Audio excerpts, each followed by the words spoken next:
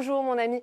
Avez-vous déjà eu un de ces moments où vous réalisez que les gens vous croient invisibles ou pire, inaudibles? Laissez-moi vous dire, rien ne vous réveille plus vite que d'entendre votre propre gendre dire « Elle ne peut pas nous entendre de toute façon, juste devant vous.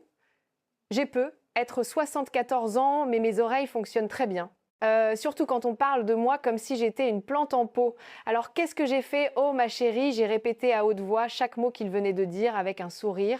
Et laissez-moi vous dire, l'expression sur son visage valait chaque ride que j'ai jamais gagnée. Mais ce n'était que le début. Laissez-moi vous raconter comment tout a commencé.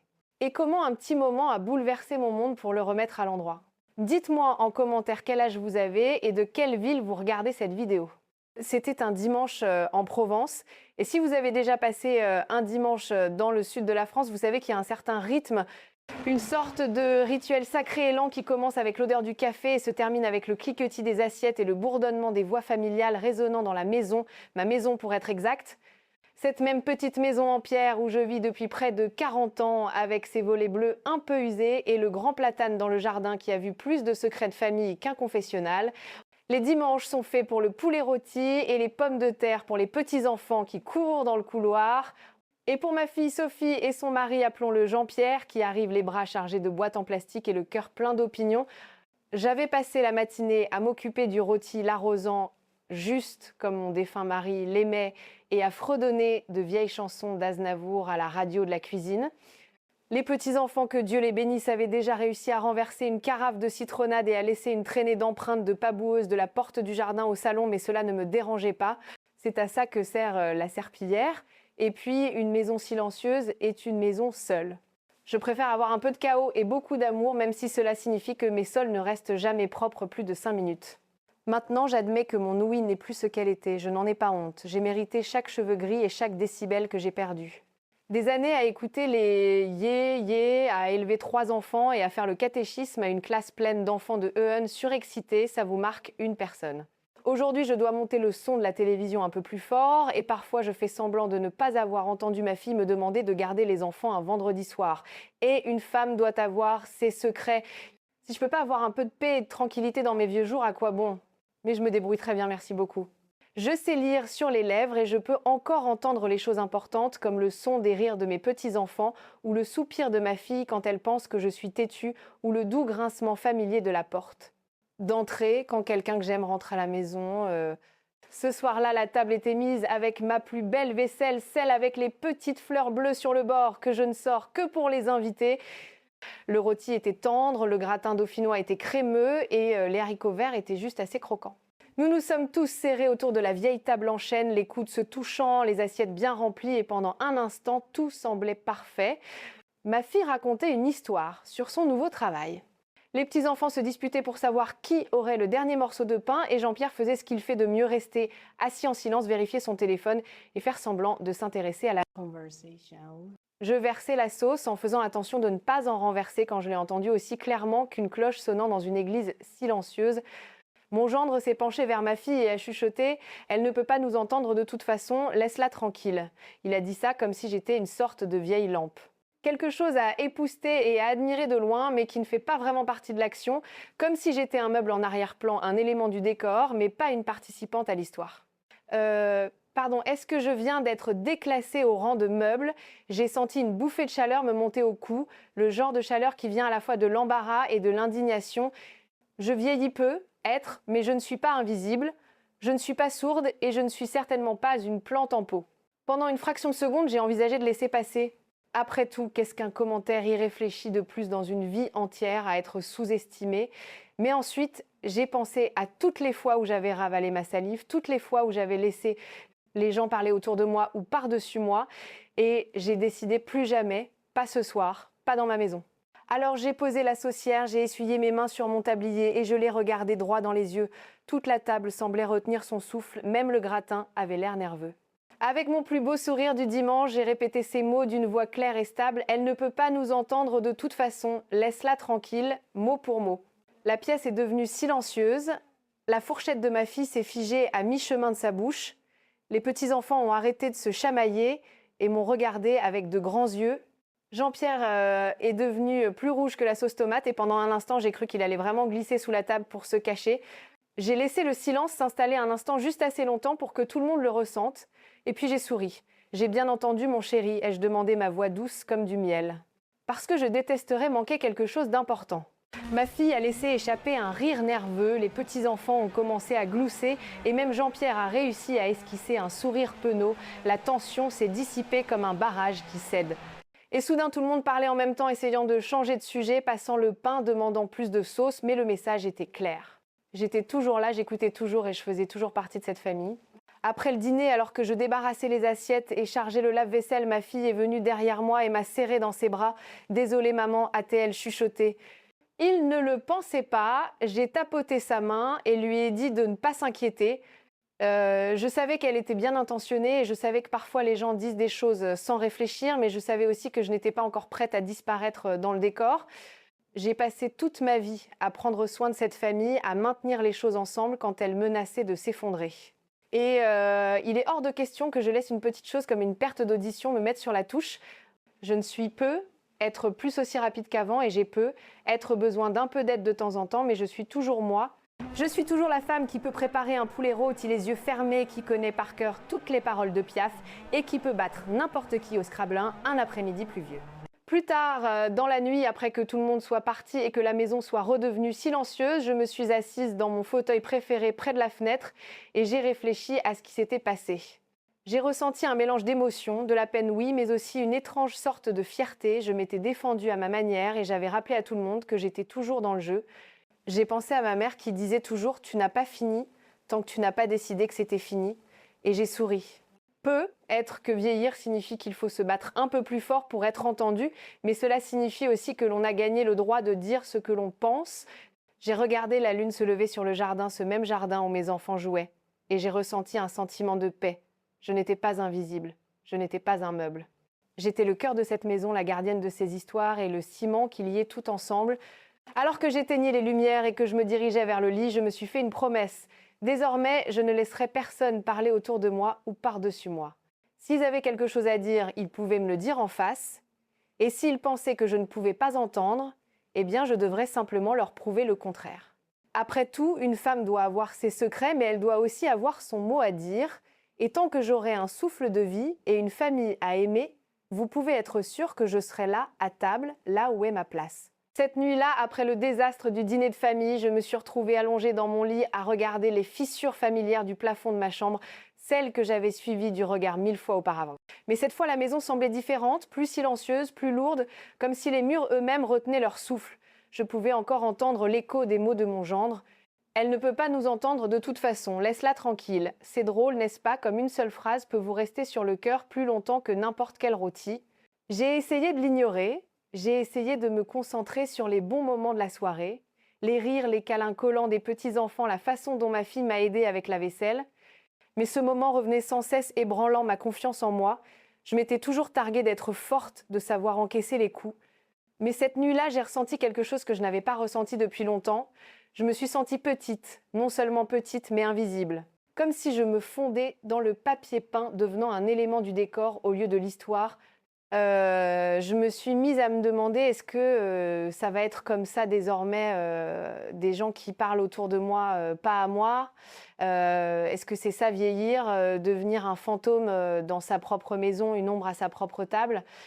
Je suis restée là à écouter la vieille maison craquer, les tuyaux gémir et le vent faire vibrer les vitres. Et je me suis laissée envahir par tout ça, la tristesse, la frustration, la peur. J'ai pensé à toutes les choses que je faisais avant, à toutes les façons dont je comptais. Je me suis souvenue d'avoir enseigné le catéchisme, de m'être occupée d'une salle pleine d'enfants agités et d'avoir réussi à capter leur attention avec rien de plus qu'un tableau de flanelle et une poignée d'histoire de la Bible. Je me suis souvenue d'avoir organisé la vente de gâteaux pour la kermesse de l'école, ma tarte au citron étant toujours la première à partir, et la façon dont les autres dames me demandaient ma recette, même si j'omettais toujours un ingrédient secret. Je me suis souvenue d'avoir dansé avec mon défunt mari au bal du village, nous deux glissant sur la piste comme si nous étions seuls au monde, sa main chaude et ferme dans la mienne. Je me suis souvenue d'avoir été nécessaire, d'avoir été vue, d'être quelqu'un sur qui les gens comptaient.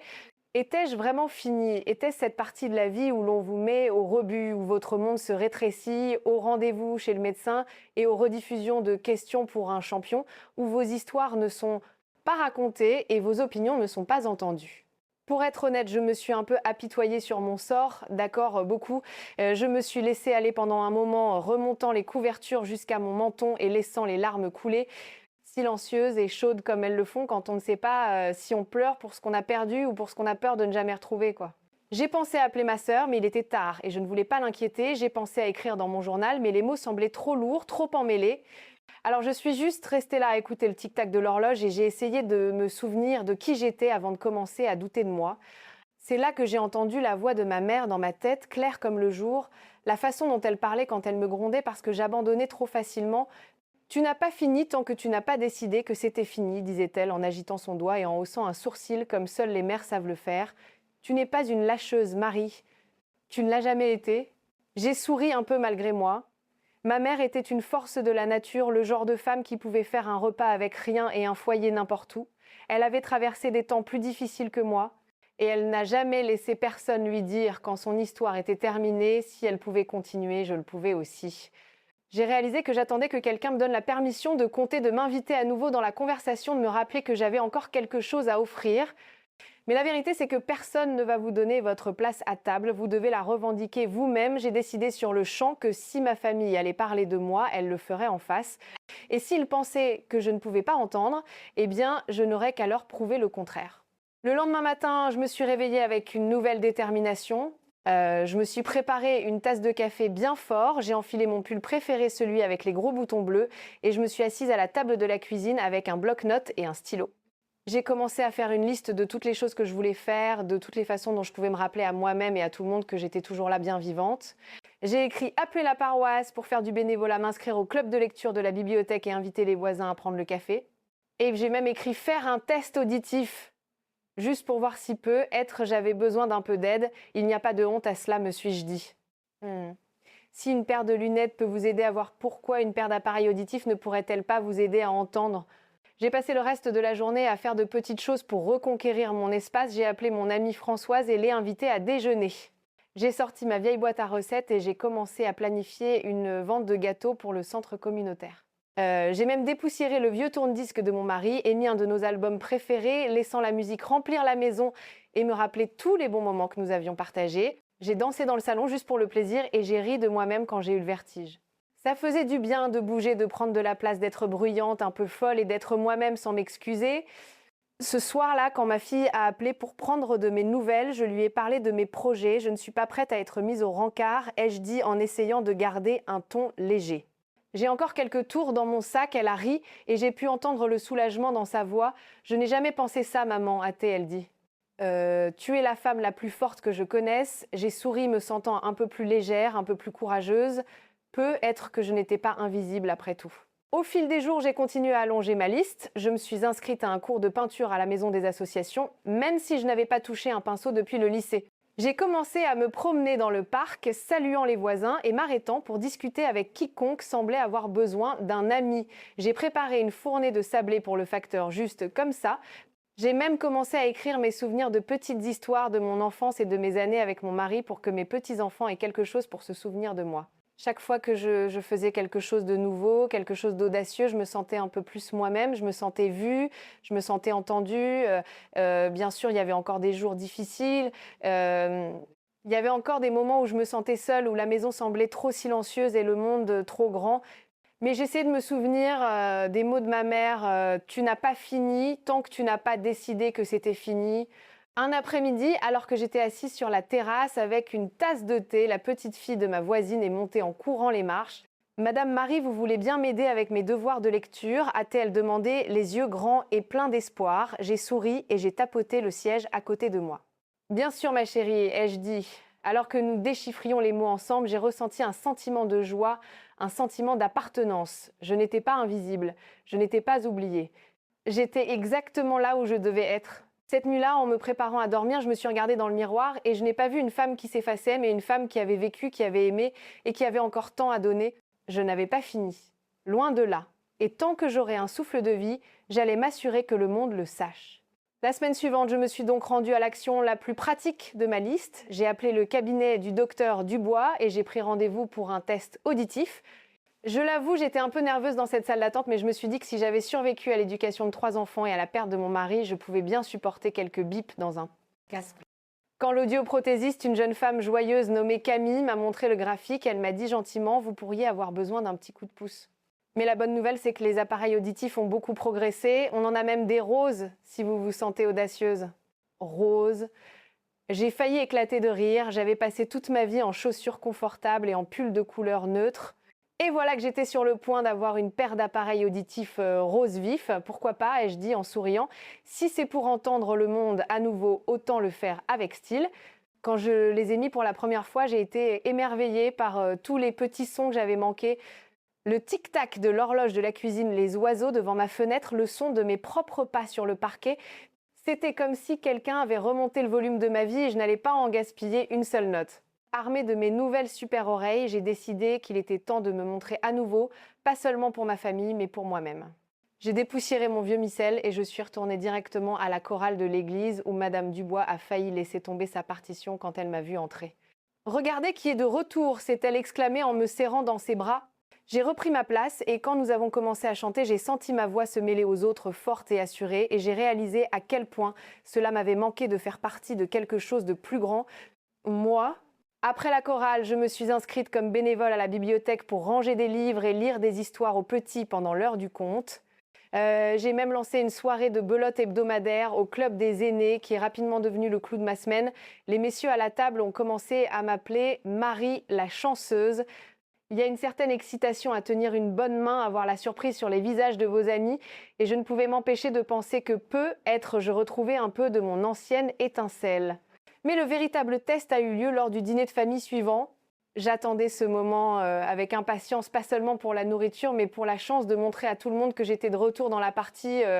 J'ai porté fièrement mes nouveaux appareils auditifs roses, j'ai mis mes cheveux derrière mes oreilles pour que tout le monde puisse les voir et je suis entrée dans la salle à manger la tête haute. Les petits-enfants ont couru pour me serrer dans leurs bras, bavardant à toute vitesse et j'ai écouté chaque mot riant et les taquinant comme avant. Ma fille m'a souri un peu soulagée, je pense, de me voir si pleine de vie.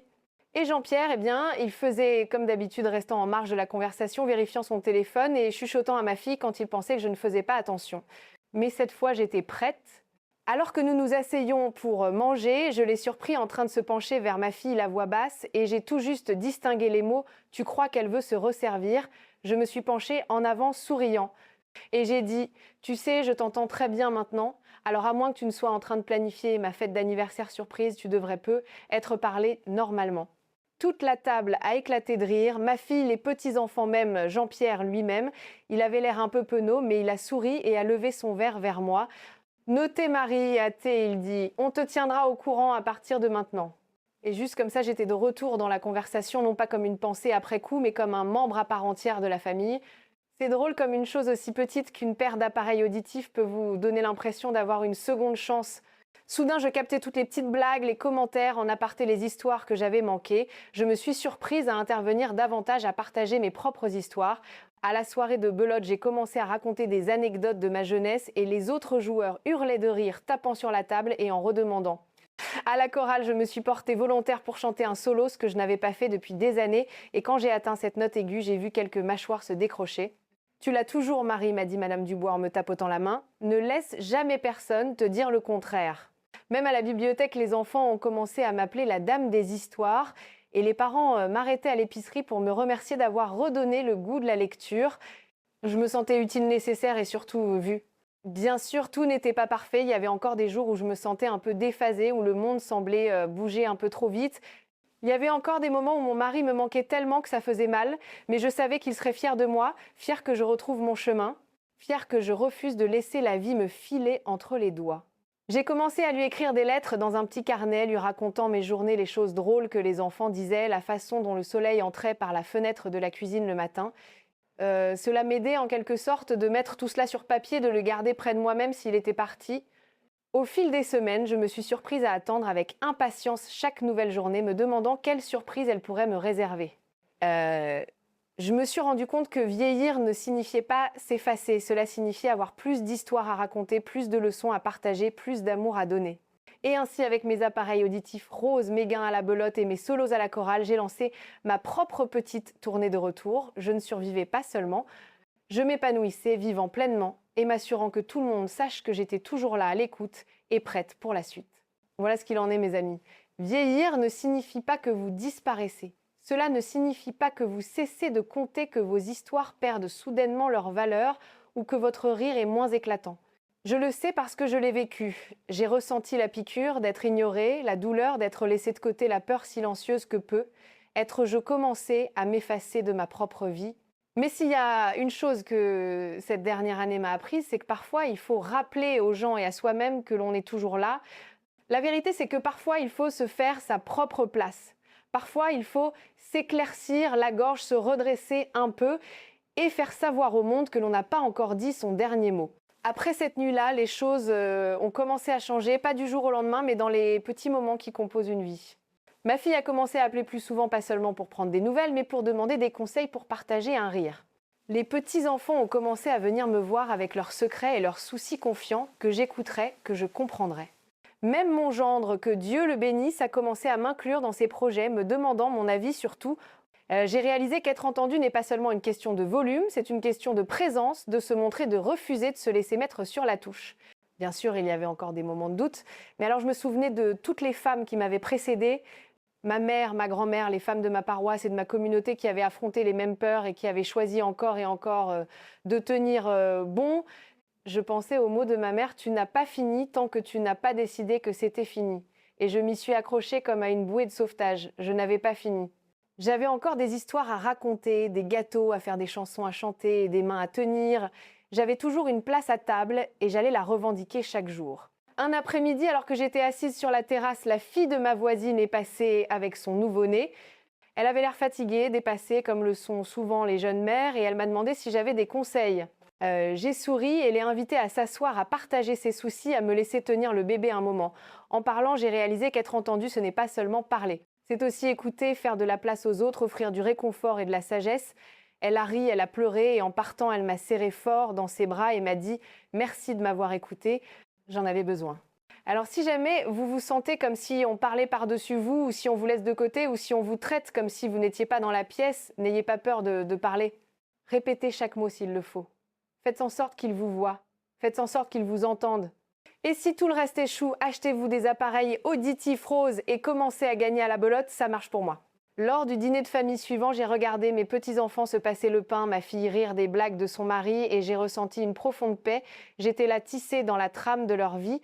Quand mon gendre a commencé à chuchoter, j'ai croisé son regard et j'ai souri. Attention, ai-je dit en tapotant mon appareil auditif rose, j'écoute, toute la table a éclaté de rire. Alors voici mon conseil. Pour tous ceux qui se sont déjà sentis invisibles, ne demandez pas la permission, ne laissez personne d'autre décider quand votre histoire est terminée. Exprimez-vous, montrez-vous et prenez votre place. Vous n'avez pas fini tant que vous n'avez pas décidé que c'était fini. La vie est trop courte pour rester assise tranquillement dans un coin. Mettez votre grain de sel, racontez vos histoires et faites savoir au monde que vous êtes toujours là. Alors que je suis assise ici ce soir à écrire ces mots, je suis reconnaissante pour les leçons que j'ai apprises, pour l'amour que j'ai partagé, pour les rires qui remplissent mes journées. Je sais qu'il y aura des moments difficiles, des moments où je me sentirai petite ou oubliée, mais je sais aussi que j'ai le pouvoir d'être entendue, de faire une différence, de laisser ma marque.